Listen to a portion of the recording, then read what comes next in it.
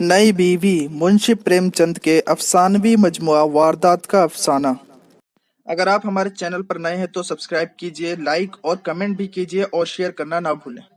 लाला डंगामल नामी शख्स जिसकी दूसरी शादी होती है, लेकिन इससे पहले जब उनकी पहली बीवी जिंदा थी तो वो बहुत कम घर में रहते। सुबह जल्दी चले जाते, रात को देर से घर आते। अगर बीवी जल्दी घर आने के लिए बोले तो उसे खूब डांटते। लैला बेचारी खामोश हो जाती। अभी 6 महीने की बात है कि लैला को बहुत तेज बुखार था। लैला ने लाला से कहा, आज मेरी तबीयत ठीक नहीं है, जल्दी आ जाना। इसी में लाला जी बिगड़कर बोले, अगर मेरे बैठे रहने से तुम्हारी तबीयत ठीक हो जाती है तो मैं दुकान नहीं जाता। लैला को कुछ दिन से ऐसा लग रहा था कि घर में अब उसकी कदर नहीं। जवानी ढल चुकी थी। लाला जी का ताजिर दिल हर एक चीज को तिजारत के तराजू पर तोलता। लाला के लिए बस इतना काफी था कि वो घर की मालकिन बनी रहे, आराम से खाए पिए और पड़ी रहे, चाहे जितने जेवर बनवाए, चाहे जितने खैरात करे, रोजे रखे, पर उनसे दूर रहे। लैला 40 साल में बूढ़ी हो चुकी थी, मगर लाला 45 साल के होकर भी जवान थे। लैला जब कभी ओढ़ संवर कर उनके लिए तैयार होती, पर उसका उल्टा ही असर होता। कहते कि 7 लड़कों की माँ बन गई हो, बाल खिचड़ी हो गए, मगर आपको अभी महादर और सिंदूर, मेहंदी और उपटन की हवस बाकी है।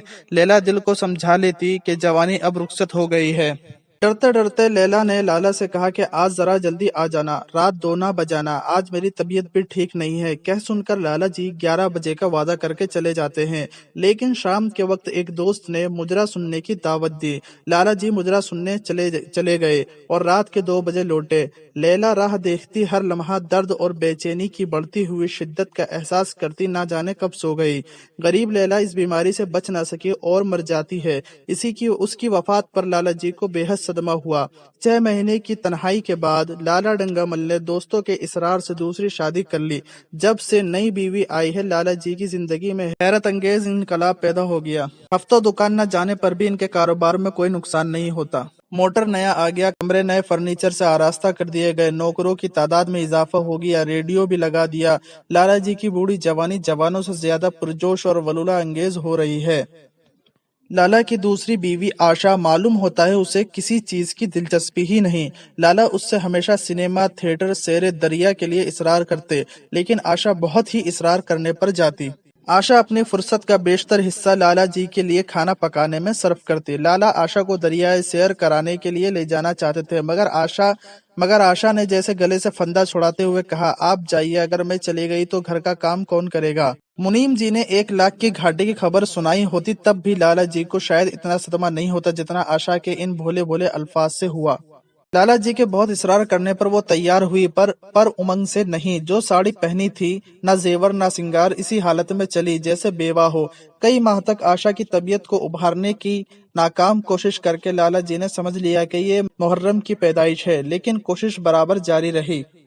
इधर बावर्ची महाराज बीमार होकर चला गया और उसकी जगह 16-17 साल का लड़का आ गया था, बिल्कुल उजड़ और देहाती। कोई बात ना समझता, दाल कभी इतनी पतली जैसे चाय और कभी इतनी गाढ़ी जैसे दही। आशा सवेरे ही रसोई में पहुंच जाती और इस बदसलीके जुगल को खाना पकाना सिखाती और इसी दौरान दोनों में खूब बातचीत होती। आशा को भी जुगल से बातचीत में मन लगा रहता। लाला बहुत से खुशनुमा गमले लाते हैं और आशा को देखने के लिए बुलाते हैं। आशा रसोई में रोटी बना रही थी। लाला ने जुगल से कहा, अपने बाप को लिख दे, अगर नहीं आते तो दूसरे महाराज का इंतजाम करूं। लाला जी आशा को बुलाते। आशा 10-5 मिनट बोलकर चुप हो जाती। लाला के बार बार जिद करने पर आशा झुंझलाकर कहती, तुम खामखा जिद करते हो।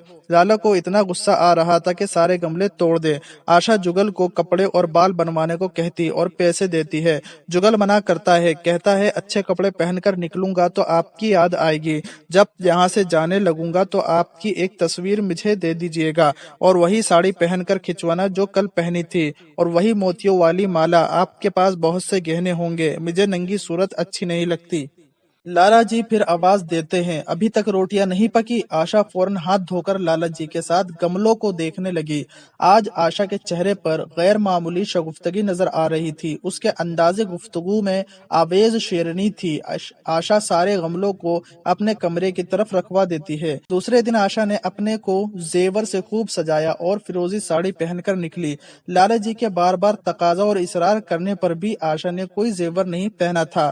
लाला जी ने सोचा, अब उनकी आशिकाना दिलजोई का असर हो रहा है। लाला कहते हैं चलो कहीं घूम आए। आशा मना करती है कि अभी रसोई में बहुत काम है और रात से मुझे सीने में बहुत दर्द हो रहा है। लाला जी दिल ही दिल सोचकर फूल उठे कि वो गोलियां रंग ला रही है। राजवेद ने कहा भी था कि जरा सोच समझकर इस्तेमाल करना। लाला ने कहा मैं वैद्य जी से दवाई मंगवा देता हूँ और चले गए। जुगल ने आशा को सर से पांव तक जगमगाते देखा और कहा बहू जी आप इसी तरह ओढ़े रहा कीजिए, आज खाना हम बनाएंगे। आशा ने शरारत अमेज नजरों से देखकर कहा आज इतनी सख्ती क्यों, पहले तो मना नहीं किया। जुगल डरते डरते कहता है कि आज आप बहुत सुंदर लग रही हो। लाला डंगामल ने सैकड़ों बार आशा के हुस्न और अंदाज की तारीफ की थी, मगर उनकी तारीफ में उसे दिखावट बनावट फरेब की बू आती थी।